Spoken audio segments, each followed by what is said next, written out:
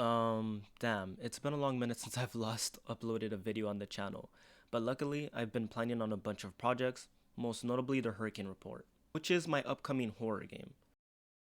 Before I talk about the Hurricane Report, I would like to point out that this is my first ever devlog on the channel, and I hope you guys enjoy not only the video, but what I'm going to make as well. Alright, let's get on with it. The Hurricane Report stars a character named Jaden Graw, a hurricane hunter who looks like this.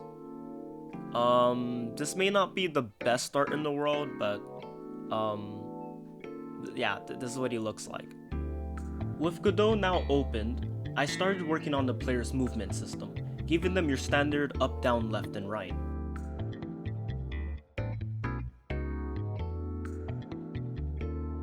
I then started to work on the camera to give the player character near omnidirectional sight capability.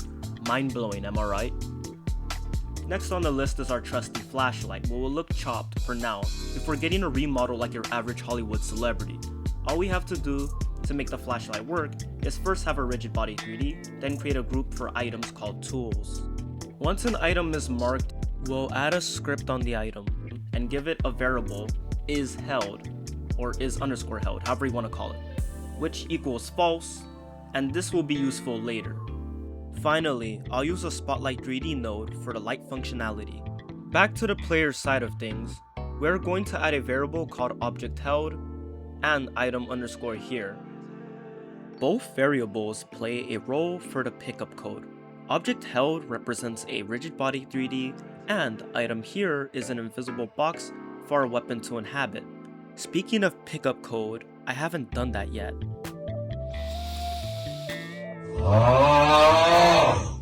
After my variables were set up, I worked on the pickup and drop functions.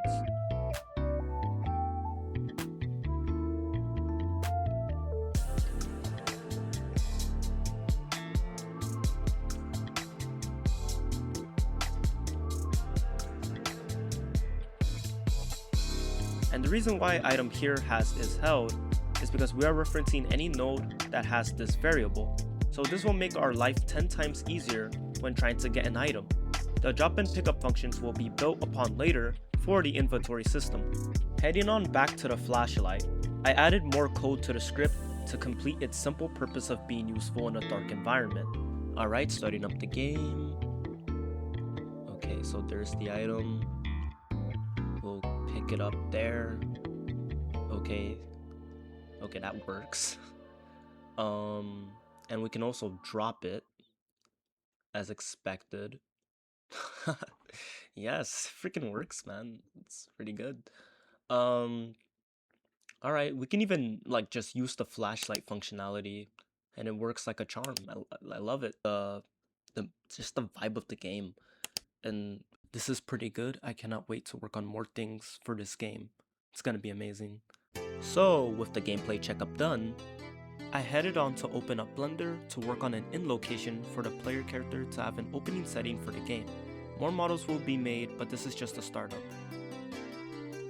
Okay, this in looks fine. Not my proudest work, but it's something to say the least. All it needs is a tall sign, concrete walkways, and a parking lot. Should be doable for the next devlog video. Lastly, I decided to add a walkie-talkie. That's not only for communicating, but for a segment of the game where you must avoid enemies. And once they're close, it beeps to alert you of danger. And for the fun of it, I decided to add an area 3D, where once you step on it, the walkie-talkie beeps. This is just a proof of concept and something that can be changed, so there's that. For the next devlog, there will be work on the weather van, one of Jaden's most valuable resources. It's also going to be used for a sit and survive segment, like a certain animatronic franchise. Another thing that I hope to accomplish in the next devlog is the environment. Thank you viewers very much for watching this video. If you haven't already, you can always like and subscribe. It helps my channel by a huge margin. By the way, I hope to have more consistent uploads, and I plan to branch my channel to have more gaming based content, since this channel is gaming related to some capacity. I've always wanted to do this from the beginning, and trust me, it's better to do this during the start of my channel. And don't worry, game dev is still the large focus. It's just that I want to spend more time gaming and uploading something enjoyable for a lot of people to watch.